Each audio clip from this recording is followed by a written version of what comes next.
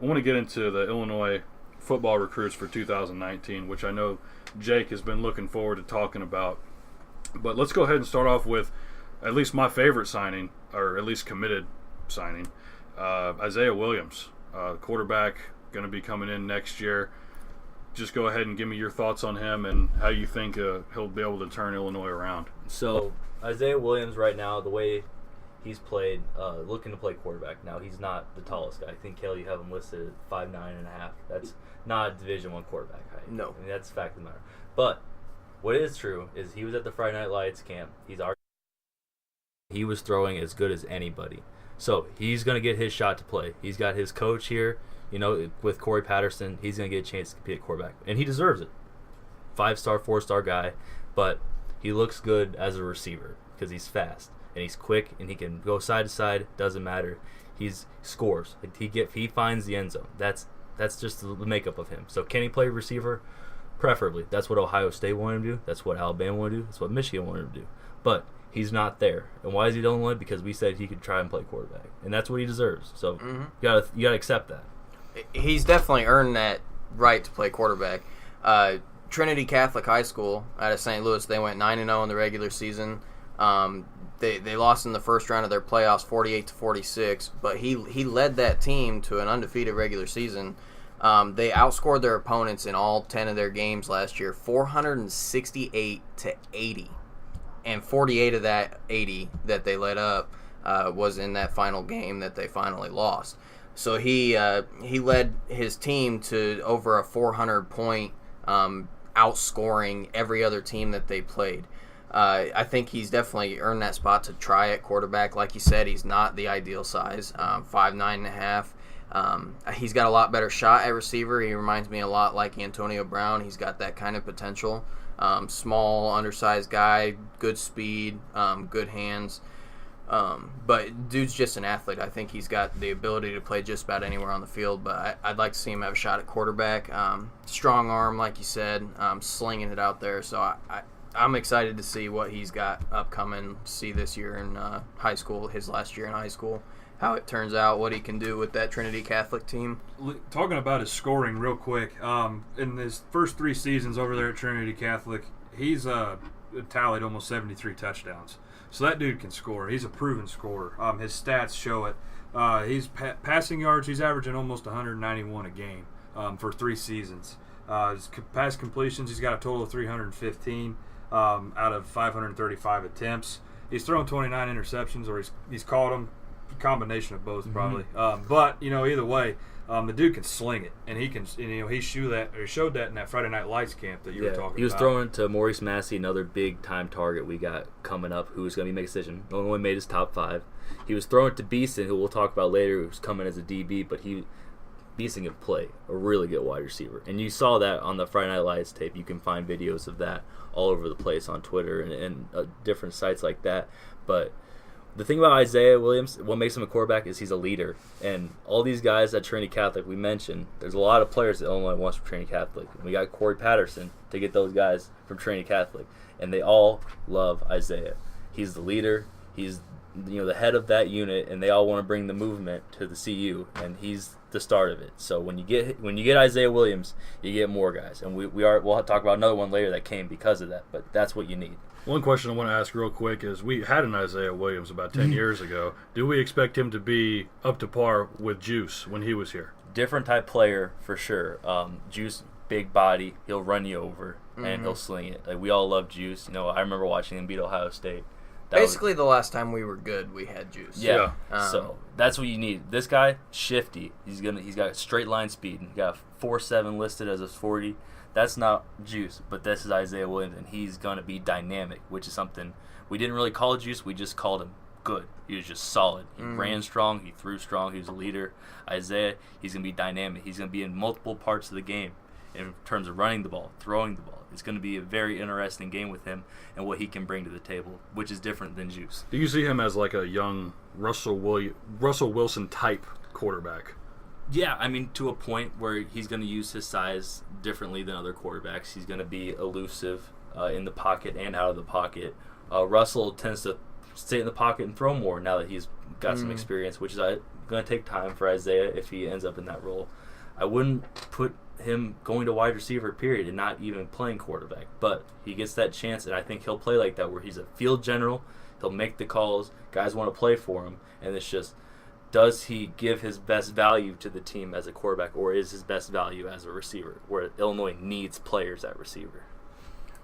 So Williams, though, he's probably one of the better quarterbacks we're going to see. One thing I want to talk about real quick, though, me and Jake were talking about this off air the other day. We have 5 rostered QBs right now.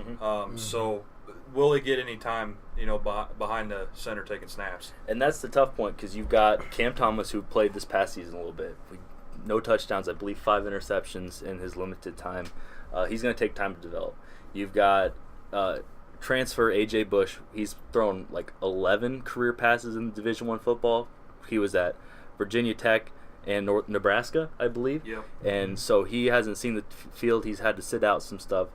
What does he actually bring as a quarterback? We don't know. And also because of he's a blue shirt, which means his scholarship counts for next year. So Illinois doesn't even get to talk with him, work out with him until fall camp starts. So the staff can't do anything with him. He's throwing with teammates, but the coaching staff can do nothing with him. So that's a big question mark if he can be ready. So that's A.J. Bush. We literally don't know what we're getting with him. There's no way to know what we're getting with him. Then you got the 3 guys who came in. We have Karan Taylor, local kid, Peoria, who's another dynamic guy, another guy that could play a skill position. He did everything for Peoria, especially when they won state championship.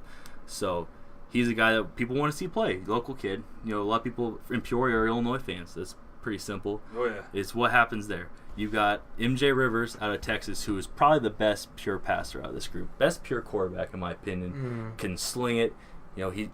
Texas, there's a lot of good teams in Texas, and he excelled. So what does that happen? And then the last quarterback we signed was Matt Robinson, correct? Yes. Yeah. Kid out of Cali, and that was Rod Smith, our new OC.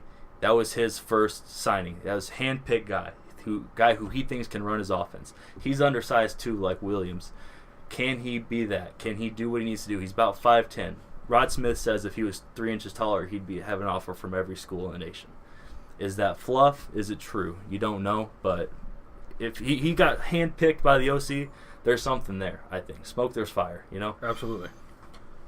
No, I completely agree. If you have a guy that's able to run your system, then, I don't really think credentials matter at that point.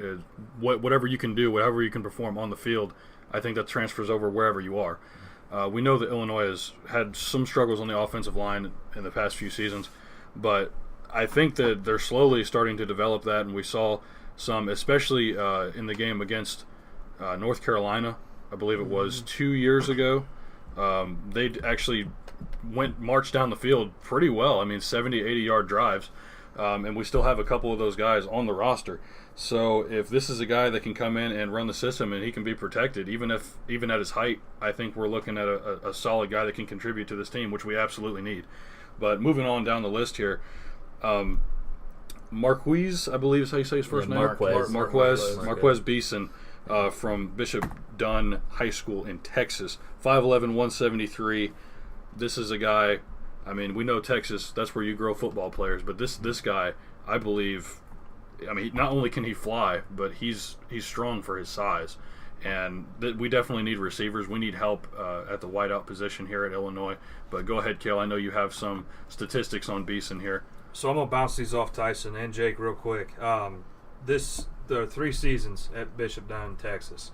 He has tallied almost 2,000 receiving yards with an average of 14.2 yards a carry or a reception. That's pretty remarkable. He's averaging over a first down per catch.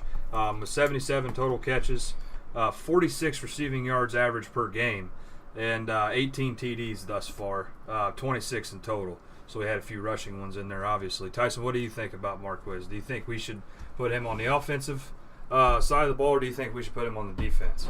Well, he's got crazy wicked speed. He's got phenomenal hands. He can run by just about anybody and catch just about anything. He would be a great addition to the offensive side. Yeah, and like Jake touched on earlier, he's from one of them Texas high schools that had some decent success. Texas, as Gavin said, is where you grow football players. This dude can absolutely play. But I think his stats show on the offensive side, but I think he is a defensive back. I think if you watch his tapes playing defense, he is great. He's locked down on anybody that lines up against him. Them good hands translate well to getting physical with his receivers. He can get those interceptions. He's got the speed to keep up with anybody. I think he's a great defensive back, and defensive backs are hard to come by, especially good ones like he is. So for Illinois, I'd actually really like to see him on the defensive side instead of the offensive side. And that's where he's going to play as the main right now. This kid, there's like an X factor. I can't even explain it. He's just a dog. He has this mentality. Give me your best guy, I will shut him down. Mm-hmm. There's plenty of video of him, Under Armour camps, things like that, national camps, where he calls out the best guy, and he talks as much trash talk as he possibly can, and then he backs it up. He is good. Reminds me a lot of Jalen Ramsey for Jacksonville. Yeah. Just the overall attitude and aura. We going to the Super Bowl, and we going to win that thing. No, he has that mindset without a doubt. Like I said, there's plenty of video of him up, especially Illinois camp. He went head-to-head against the best receiver target we have, Maurice Massey, at the Friday Night Lights camp, and he went to work. It's just a fact of the matter. They both got their chances. They both worked hard, but Beeson wants the best. He always wants the best. Real quick, before we continue on Beeson, I just want to add one thing. He started this entire tidal wave of top-tier talent, obviously. He was the first hard commit, so that's saying something. He saw what Corey Patterson and Thad Ward were putting together here in Illinois, or Liddyville, if you want to call it that. I like that term better. But anyway, he started it all, and I kind of really like that because, like Jake said, his defensive mentality and his mentality that he wants to go up against the best, whether that be, them receivers from Wisconsin or whoever, Ohio State. Yeah. I'm ready to see this kid go out there and just perform. So, but it's amazing that he coming from Texas. He's coming clear to Champaign, and he started this tidal wave of top-tier talent and helped recruit Isaiah Williams, really, if you think about it. Yeah, absolutely. That kind of what pushed Isaiah to go ahead and jump. And Beeson, we even get this 4-star talent because Hayes Stoker has been working in Texas tremendously. He tried for some targets last year, and it didn't quite hit, but he built some great relationships. We have 2 current players on the team, including Calvin Avery, a big defensive tackle, who's going to play, and that's all Bishop Dunn. Bishop Dunn's a very good school for talent, and Hayes Stoker put in the work and got Beeson. And Beeson is going to play everywhere. Like we talked about, he's going to play DB, he's going to play receiver, but the fact of the matter is he's going to return kicks, he's going to be everywhere. Think of him like a Jabril Peppers almost. He's like not the same type of player, but same type of role where he's going to play great defense, he's going to return the ball. You'll see him on offense if you want to change the pace, a guy that's actually absolutely electric. And like Tyson said, this kid's fast. He's got long strides. Like you're not getting past him. And if you do, you're not past him for long. He goes very aggressive, hands-on DB, goes to lock you down, true lockdown corner. Now, every player has their warts. Like we're not going to say this kid's perfect, but this kid has the right mentality. He's got that dog mentality that's not a quitter. That kid's going to work, and he's going to make everybody around him better. And that's why I really love Beeson on this U of I team. Well, and as Cale said, he started this kind of wave of the top-tier talent that we started getting, and that's exactly what he is. He's top tier. He's rated as a 4-star, but he's got 5-star potential. He's a phenomenal player. And like as Jake was saying, you got to just have this kid on the field. When he's out there, good things happen. It doesn't matter what position he's playing, where he's at, who's lined up against him. If he's there, good things are happening. And he turned down LSU, Texas A&M, blue chip marquee schools to come to Illinois. He knows what he wants. A big school is known for football a lot more than Illinois is. Yes. But like you said, and Tyson attests to this, is he's a 4-star recruit, and I think the only reason they didn't give him a 5-star is because you can't rate somebody based off the animal that is inside. Absolutely. Okay, that's not a statistic you can put on paper. But if you were going to base anything off of, the rating process, is he's a 5-star based on that alone. I mean, you want guys that are going to play for you and put everything on the line for you. Well, and that's exactly what he wants too. He started that wave. He wants to be here. We finally got a guy that wants to be here and wants to perform and wants to put on for his the team that he's on. And they only give out like 7 to 10 5-star ratings a year. it's not very many. It's very hard to get that rating. If there was ever a 4-star recruit that deserved one, I think it's this guy. But that 5-star rating's not hard to get, so it's not a big deal that he didn't get that 5-star rating. 4-star is they're as good as they come. More 4 stars and 3 stars turn into good players than those 5-star guys do. And you think the numbering system, I think if it's out of a 1.0, right? And a 4-star is a 4.59 or something like that. And what's the difference between a 0.4 or a point, like, yeah, 0.945 guy and a 0.95 guy? Like, there's an indescribable difference, but people think that they can put a number on talent. And to a point you can, but you can't really, you don't know what's going to happen. J.J. Watt was a no-star guy, a 1-star guy, and went to Central Michigan, and then he ends up in Wisconsin, and he's defensive player. You can't put stars and just expect it to be always right. And J.J. Watt's another guy with that motor, with that drive, that dog in him that gives him that ability to do what he does every single time when he's healthy on the field. Yeah. But like you said, the 5 stars, like Cale said, most of them I would say wilt under the pressure, But those 4-star guys, I think it's better to be rated a 4-star, even a 3-star if you're 4 or 5-star talent, because then you have that chip on your shoulder you can play with every single time you're on that field. And we'll see a lot of guys like that, 4 and 3-star guys that Illinois is going to pick up that are going to be very helpful. Nobody knew Bennett Williams coming out of high school. Bennett Williams is all freshman, great safety for Illinois right now. It doesn't matter. We have to.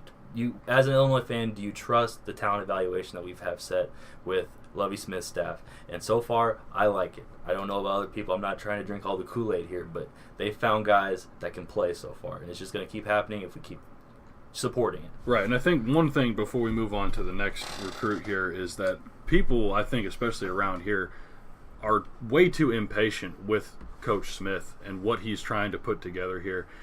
Especially after the second year of disappointment, I would say, is, where's the wins at? He has 3 wins in his entire NCAA career, and this is a guy that took the Chicago Bears, had one of the best defenses of all time, and to the Super Bowl. He's an NFL coach. He even coached at college before he went to the NFL. So this is something that I feel like it's a process, and people need to understand that it will be a process, and next year we should start to see some results. The reason why Illinois fans like myself are so impatient is because since 2007 we haven't really had a decent season. So, we're waiting all this time and we're finally seeing all this top-tier talent. The fact that we have to wait another year for it, though, that's kind of excruciating to me. But at the same time, I'm also a realist. I'm going to sit here and say next year's going to, we're going to bring the heat. We're going to be competitive in the Big Ten once again. So we just got to hang on for one more season and see what happens. And I know you've said this before, it has to be top 2 in terms of talent and being able to compete, because there's so many teams in the Big Ten. You have Michigan, Ohio State, Michigan State, even really Penn State. I mean, they've done a great job with their program. There's just so many teams that you have to go up against in the Big Ten now. Maryland is another one that we've struggled with, even Nebraska. So definitely a top 2, I would say, minimum conference, not just for football. That's any sport, really, at least the major ones. But moving on here, we got Bryce Childress from Trinity Catholic out of St. Louis, 5'9", 170 cornerback. What do you guys, Jake, what do you got on him? Childress, another Trinity Catholic guy, another movement guy. Great close friends with Isaiah Williams. Brings the movement, Corey Patterson, all that. Guy, quick. He's not an elite athlete by any means, but this kid, he can get open, and that's just his thing. So you can expect him to play some slot receiver, I think. He played cornerback, but a lot of these high school kids play both ways. It doesn't necessarily define him. It's more of a talent evaluation when they get here. Could end up being a better corner. We don't know. We're pretty stacked, in my opinion, in the secondary, so it's where he can actually play. So I think he'll probably play a slot in this Rod Smith spread offense where he can go get open like an AB, like we talked about Antonio Brown, where he just finds holes, catches the ball, and moves. And it's going to be a little development process, but I think he can have a role in this team. Going off of his ability at wide receiver, his stats for last year, he played 8 games at the wide receiver position. He averaged 12 receptions, 306 yards in total on 12 receptions, 25.5 yards on average per carry, with 38 yards. Well, actually, let me rephrase that. 38 yards per carry and that's unreal with 6 touchdowns. That's the guy that's getting behind the defense. That's a speedy receiver that you're not going to be able to catch. 306 yards on 12 receptions. Most people, go 306 yards on 24 receptions in an entire season. It's a video game. So seriously, that number just really impresses me a lot. And you got to think about these guys that there's only one ball on this Trinity Catholic team, and they're really good. Isaiah needed the ball. Childress wants the ball. They have Marcus Washington, 4-star wide receiver, probably going to commit to Ohio State or another big team like that. He needs the ball. They had running backs and Alfonso Andrews that was getting recruited by Illinois.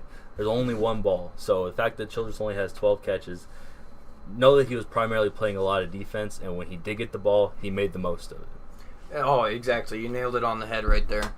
He's another one of those Trinity Catholic guys. They're really good. Like I said, they outscored their opponents by a bunch.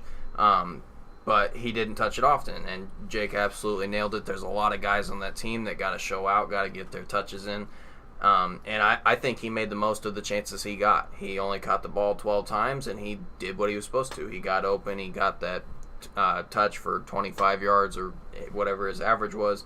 And he doesn't touch it often, but when he touches it, it turns to gold. Another one of those kind of guys.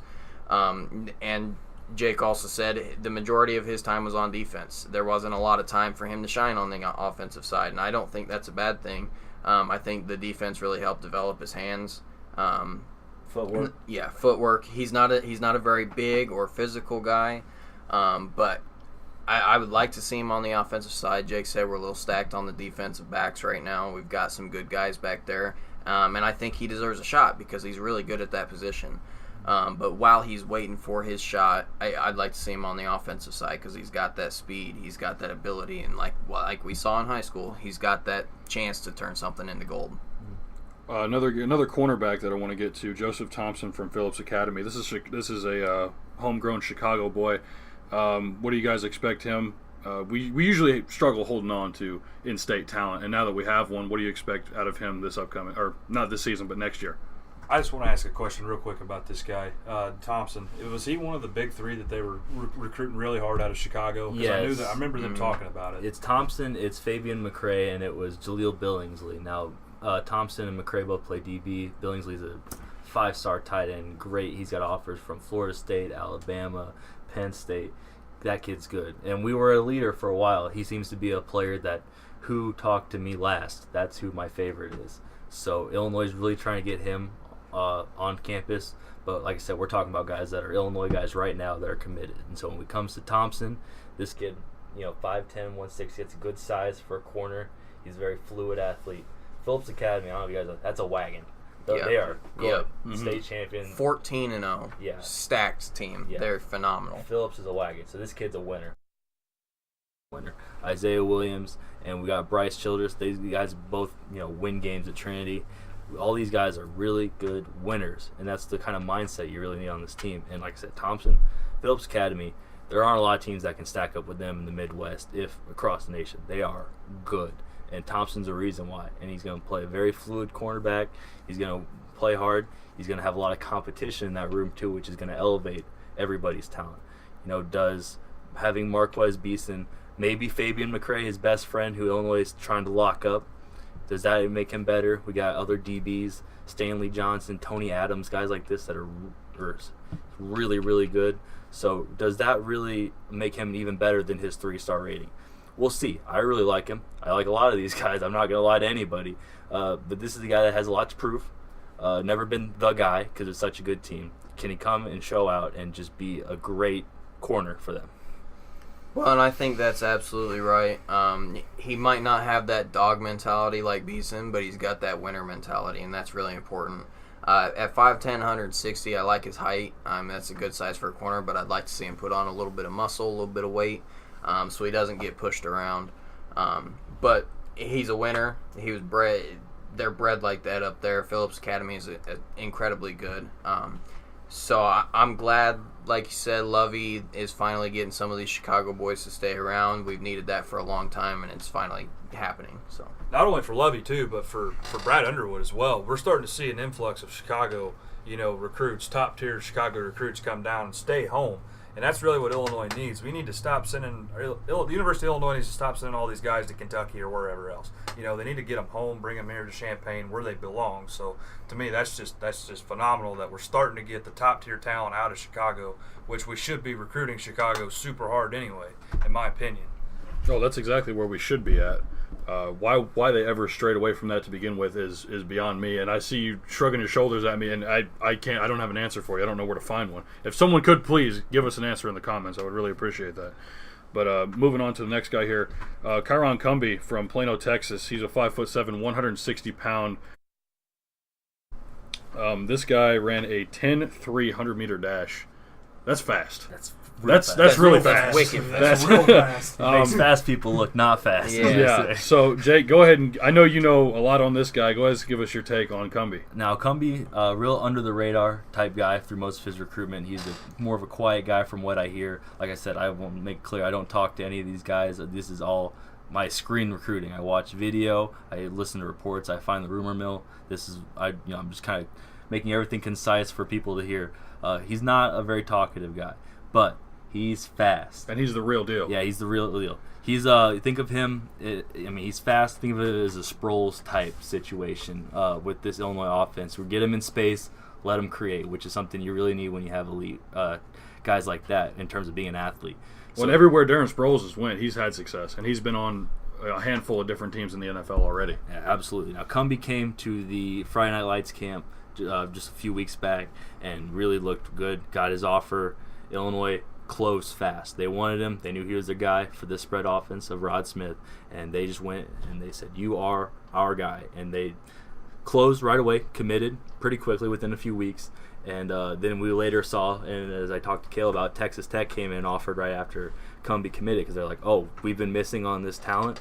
Yeah, you did, and Illinois found him. Is another reason why Stoker in Texas is finding talent left and right. He's another guy. He's gonna get the ball in space. He's gonna create.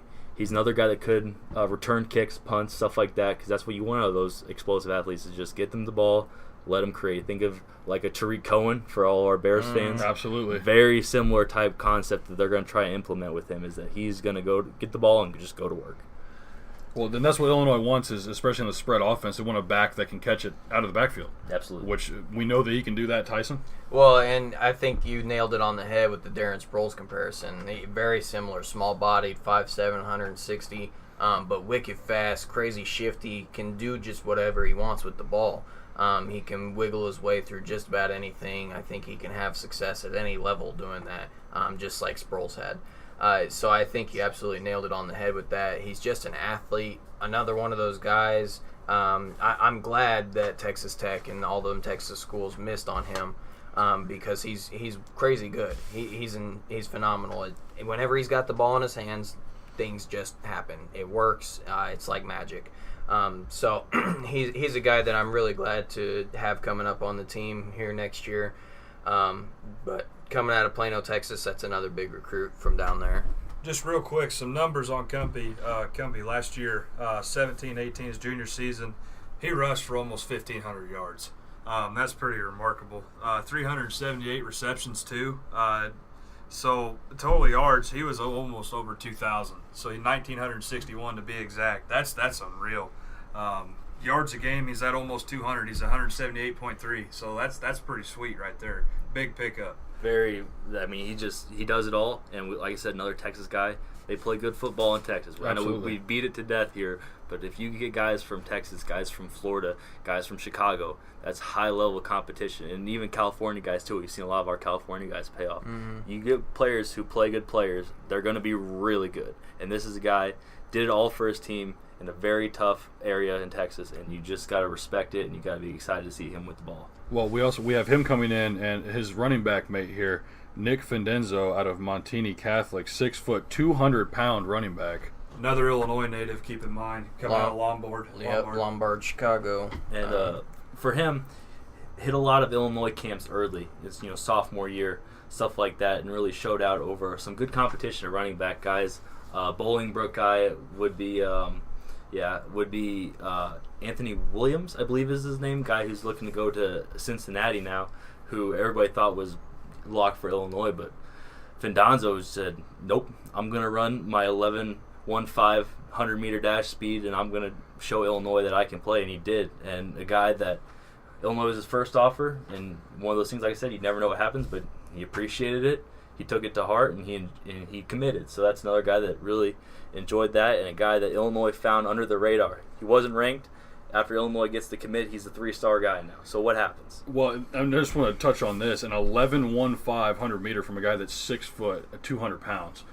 That's, I mean, not only is that quick, but at that size, I mean, that's like trying to stop a moving truck. Same size current running back Mike Epstein is right now. So imagine Mike Epstein running faster. Yeah. And not saying he has maybe the same talent as Epstein, but you're thinking that size, moving that fast. Yeah, and Epstein is a guy we expect to step up tremendously after the season that he had, because he was about really the only good thing that I enjoyed watching from the Illini this past year. That's a pretty large dude in pads moving at a really good speed. 11.15. That's not anywhere close to Cumbie's 10.38. Few are that fast, though. But yeah, exactly. There are not many guys out there that are that fast, especially wearing football pads. So I think he's got potential to be phenomenal. His team, Montini Catholic, they weren't all that. They went 7-5 this year. Not a bad team, but they're not a great team by any measures, like Trinity Catholic down there in St. Louis and whatnot. They're not a super high recruited team, but he's a good player on that decent team. So I think he can come in. I don't think he'll play right away. You got to keep Epstein back there. You got to give him his shot, let him work with the ball. But I think Nick, he's got a chance to do some good things here in the next upcoming couple of years. A lot of good running backs in Illinois too. We got Epstein.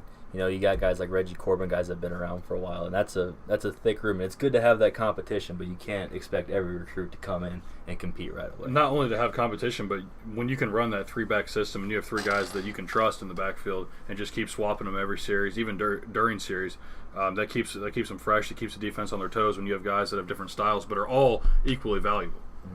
One more guy here on the roster, Griffin Moore from Bloomington High School. This is very, very local. Going to Urbana High School myself, we played Bloomington a lot. They always had talented guys, but none that were talented enough, I guess, to make a Big Ten roster, but I guess he made the cut. 5 tight end.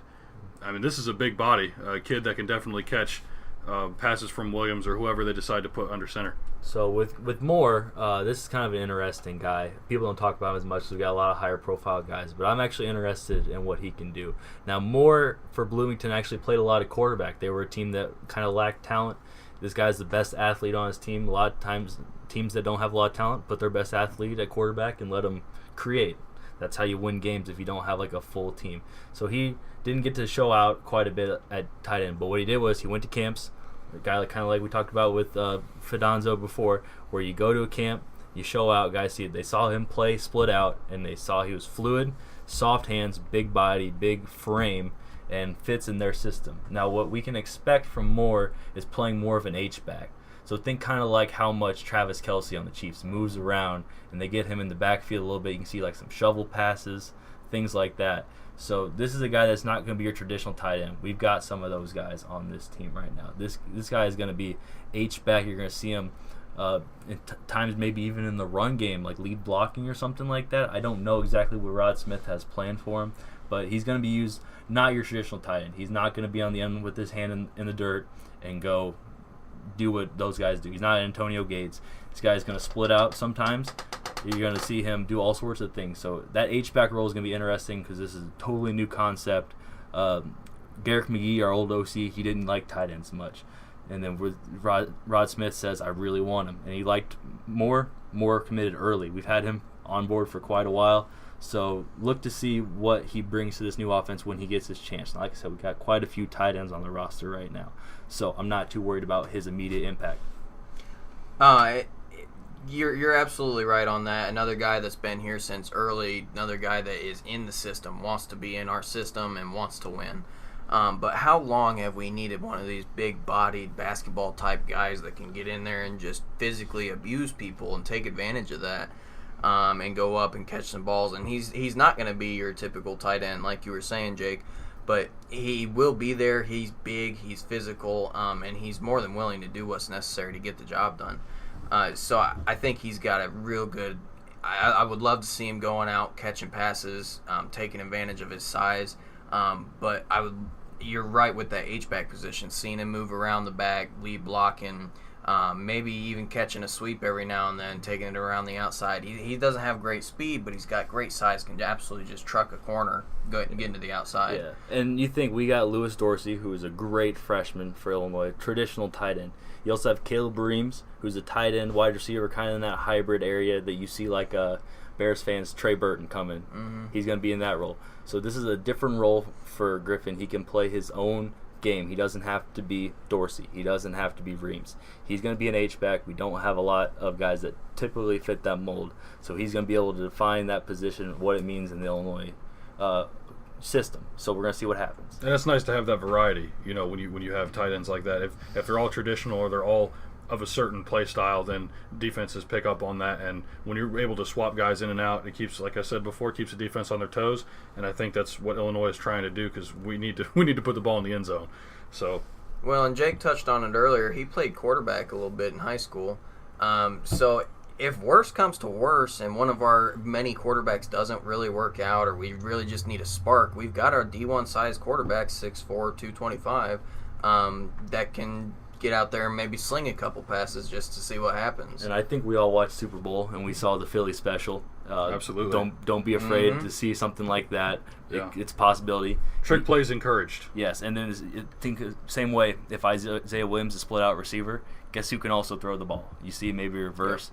Yep. If you guys remember way back, Antoine Randall L. Oh yeah, he played for Pittsburgh. He played quarterback at Indiana, and it was very similar. They like to use him in trick plays. So I like Rod Smith. I think he's a very creative guy. So be on the lookout for those things. This recruiting class, I haven't looked much on Griffin, so I'm just kind of going off of what Jake and Tyson are saying here. I'm just really excited for this 19 recruiting class. I mean, honestly, can we not be? Things are finally happening. They're finally coming together. This beat out saying, with the movement, the process, everything. This whole ordeal going down here is just, to me, it's just really amazing to see. And it's taken Lovie Smith now 3 years? 3 years. So we're getting there, ladies and gentlemen. We just got to wait one more season, but we're getting there. And things could even pick up this year. Yeah. I like a lot of these guys we have on this roster, and we're going to kind of move into our predictions here for 2018. But I think Illinois is going to be better than people think.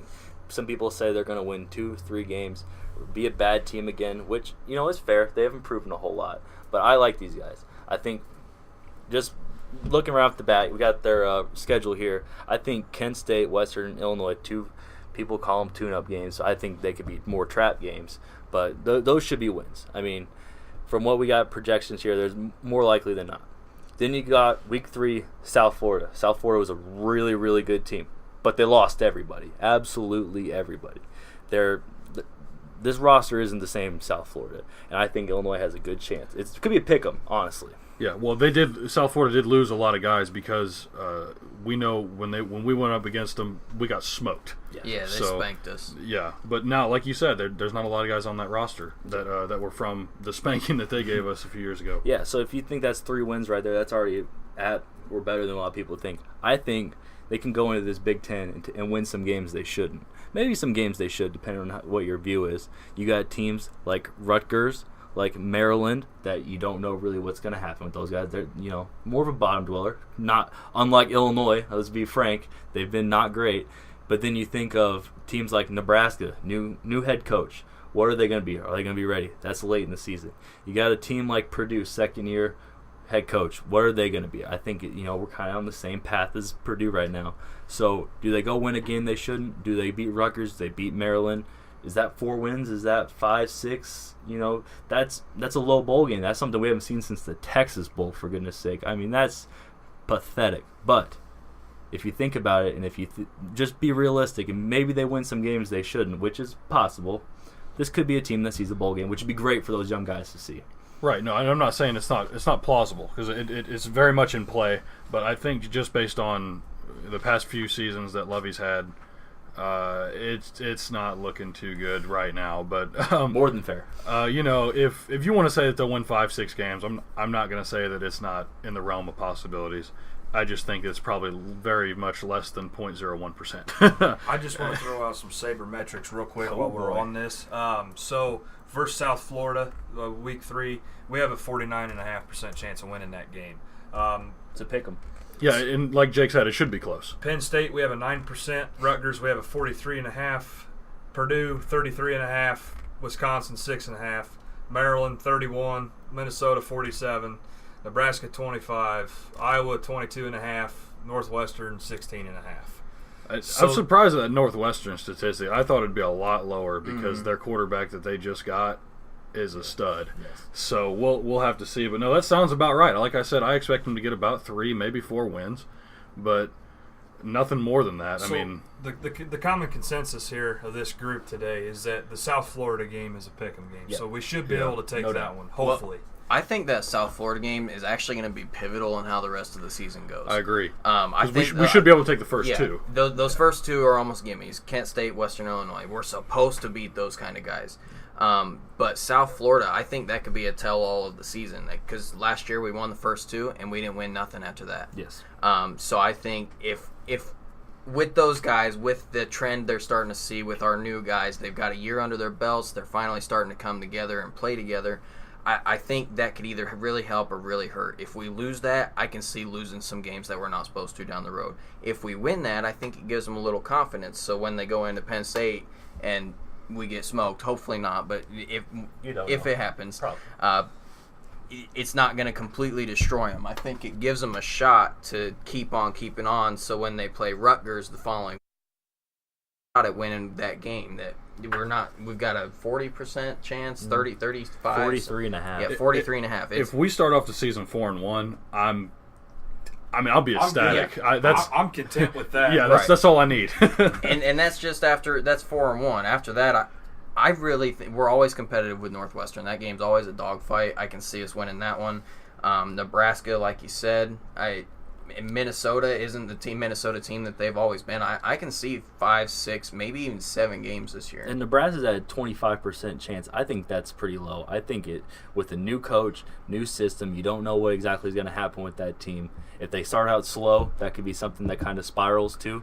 And these will change week to week. Yeah, absolutely. This is just the preseason rankings that they have out. Are so way too far. early predictions. Absolutely. Right. That's exactly what it is. But I think the Nebraska game's competitive. Minnesota's almost a pick 'em, with Minnesota being slightly favored. And then Yep. Purdue, I think Purdue's Yeah. always a close game. It hasn't been on our side lately, Right. but it's always a close game. It is close. Yeah, it usually comes down to either 1 touchdown, 1 field goal, whatever it is. But you're right.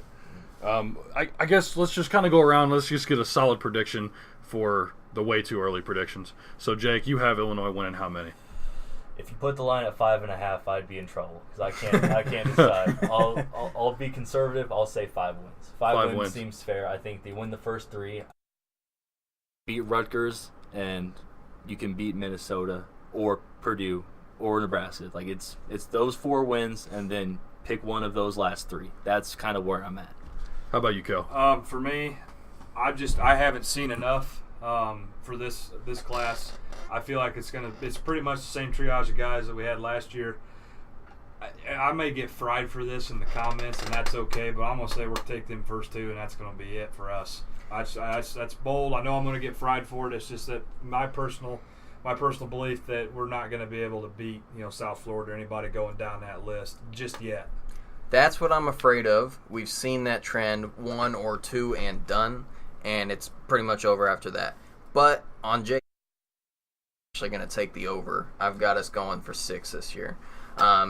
If we can take those first 3, I can see a Purdue win. I can see a Northwestern win. I can see a Nebraska or a Minnesota win.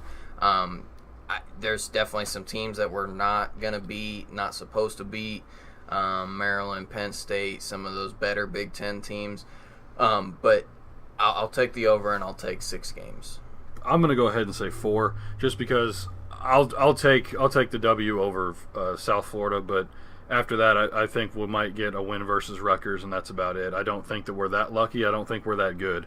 But 4 wins, and what we got last year, 2? 2. So if we double our win total from last year, I think I'll be pretty content with that going on to the class of 2019. And I just want to point out that all of this is really dependent on the quarterback position. Absolutely. Which is the biggest question mark. You've got guys on offense. You've got Mike Epstein, Rayvon Bonner. You've got, a young offensive line's coming back. They'll be able to run the ball, I feel. Defensively, you got some guys that played. I said Stanley Johnson earlier. I meant Stanley Green. Stanley Green, Bennett Williams, Tony Adams, all those guys, they can play in the backside. Delshon Phillips, and then a strong D-line. So I think quarterback's going to set the tone. One question I have for you is, being such a fan of Illinois and following them so closely, do you ever plan on maybe trying to play for them in the future? I battled with my head for a long time. I had a walk-on offer at Illinois State, and I decided not to. I'm at McKendree University Division II level. I wanted to make sure I got some academic or some athletic money because I knew I'd get academic money, and I didn't want to make that jump. But a walk-on, I've considered it before, and I love Illinois. I think I'm content where I'm at right now, but I never know what's going to happen. So trust me, I daydream about it. I wish I could put on the orange and blue. I wish I could go out there like I was when I was a kid. It's not far off. I mean, I've started for a year, and I got plenty more starting possibly in me, and I like it. But we got to do reality, fellas. I tell you, yet to be seen. I hate to see it, but it could be in the future, and that's definitely something to look forward to. You did get redshirted as well, though, correct? So you're going into your second full season. You had one last year starting, on that offensive line. I personally got to go to a few of your home games, and they're pretty fun to enjoy or to watch live. You get to see them. It's still college football, D2. You guys still go out there and you guys still put in work. I feel like you guys could probably bring home that conference title this year. And we got a lot of good players in the past. We got several guys playing overseas in the German league. I'll give them a shout out. AJ, Cheyenne, TB. Those are my boys. So they're good players. All conference guys up there with the best of them. Defensive D2 Player of the Year contention guys. And we're gonna have a good team. So I wouldn't put it past us. And like I said, it's a good show.